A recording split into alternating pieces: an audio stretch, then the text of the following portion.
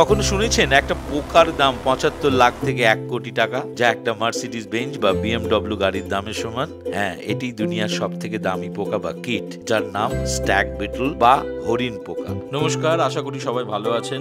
Uncut ট্রুথে আপনাদের সবাইকে স্বাগত জানাই। আজ জীব জগতের এমন দুটো জীবের কথা আপনাদের বলবো যা শুনলে চমকে যাবেন। স্ট্যাগ বিটল, এর বৈজ্ঞানিক নাম লুকানাস সার্ভাস।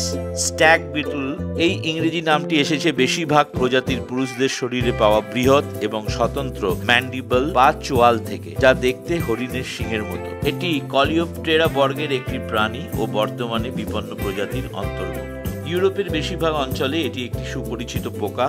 এটি ইউরোপের বৃহত্তম স্থলজ পোকা। মূলত গ্রীষ্মকালেই এদের বেশি দেখা যায়। পোকাগুলি বিরল হওয়ার কারণে এবং কিছু সংস্কৃতিতে এটিকে সৌভাগ্যের প্রতীক হিসেবে দেখার কারণে এটি সম্প্রতি অত্যধিক দামি হয়ে উঠেছে। এদের সামনের ডানা শক্ত হয় এবং শরীর চকচকে কালো বা বাদামি রঙের হয়। এরা লম্বায় প্রায় ২ থেকে ৪ ইঞ্চি হয়। এরা ৩ থেকে ৭ বছর অবধি বাঁচতে পারে। এদের ওজন ২ থেকে ৬ গ্রাম অবধি হয়। পুরুষ স্ট্যাগ বিটল তাদের বিশাল আকৃতির ম্যান্ডিবল বা চোয়ালের জন্য পরিচিত, যা পছন্দের মিলনের জন্য ও একে অপরের সাথে লড়াই করার জন্য ব্যবহৃত হয়।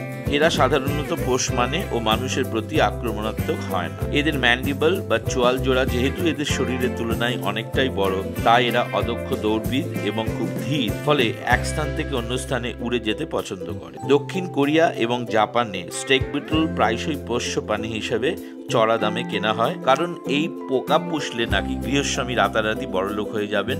এই ধারণা ইউরোপের এমনকি জাপান, দক্ষিণ কোরিয়ার মতো উন্নত দেশের মানুষজনের ধারণা। তাই এই বিরল প্রজাতির পোকাটির এত দাম। আবার প্রচুর টাকার বাজি ধরে জাপান ও দক্ষিণ কোরিয়ার মতো দেশে এদের লড়াইয়ের কম্পিটিশনও হয়। দুনিয়া জুড়ে এই প্রজাতির প্রায় ১২০০ রকমের স্পিসিস দেখতে পাওয়া যায়। ওষুধ তৈরিতেও এই স্পিসিস গুলো কাজে লাগে। দ্বিতীয় যে জীবের কথা বলবো তার নাম হচ্ছে ডাকাত কাঁকড়া। কাঁকড়া আবার ডাকাতি করে? শুনে চমকে উঠছেন তো? বিশ্বাস হচ্ছে না? তাহলে দেখুন, কোকোনাট ক্র্যাব পৃথিবীর সবচেয়ে বড় স্থল কাঁকড়া এই কোকোনাট ক্র্যাব, যার বৈজ্ঞানিক নাম বিরগাস ল্যান্ড্রো, যা আন্দামান ও নিকোবর দ্বীপপুঞ্জে পাওয়া যায় এবং এটি বিশ্বের বৃহত্তম স্থলজ অর্থোপডগুলির মধ্যে একটি। তারা শুধুমাত্র ভারত ও প্রশান্ত মহাসাগরীয় অঞ্চলে গ্রীষ্মমণ্ডলীয় দ্বীপগুলিতে বাস করে এবং তাদের শক্ত দাঁড়া বা নখ এবং গাছে ওঠার ক্ষমতার জন্য পরিচিত। এরা মূলত মাটির গর্তে বাস করে। এরা লম্বায় প্রায় ১ মিটার আর ওজন হয় ৪ কেজি পর্যন্ত। এদের পাঞ্জার শক্তি এত প্রচন্ড বা ভয়ঙ্কর যে শুধু নারকোলই নয়, মানুষের হাড়ও এরা ভেঙে দিতে পারে। এরা নারকোল খেতে খুব পছন্দ করে। রাতে নারকোল গাছে উঠে নারকোল পেড়ে আনে, তারপর তা শক্ত পাঞ্জার দ্বারা ভেঙে খায়। এই কারণেই এদের বলা হয় রবার ক্র্যাব বা ডাকাত কাঁকড়া। এরা পামচোর নামেও পরিচিত। নারকোল ছাড়াও এরা বিভিন্ন ফল, বীজ ও ছোটখাটো পোকামাকড় খায়। আশ্চর্যের বিষয় হলো এরা ৪০-৫০ বছর পর্যন্ত বাঁচতে পারে। প্রকৃতির অদ্ভুত আর শক্তিশালী প্রাণীদের মধ্যে এ এক রোমাঞ্চকর বিষয়। প্রাপ্তবয়স্ক কাঁকড়া খোলস ব্যবহার না করে শক্ত ত্বক বহন করে, যা অন্যান্য প্রজাতির সন্ন্যাসী কাঁকড়ার থেকে ভিন্ন।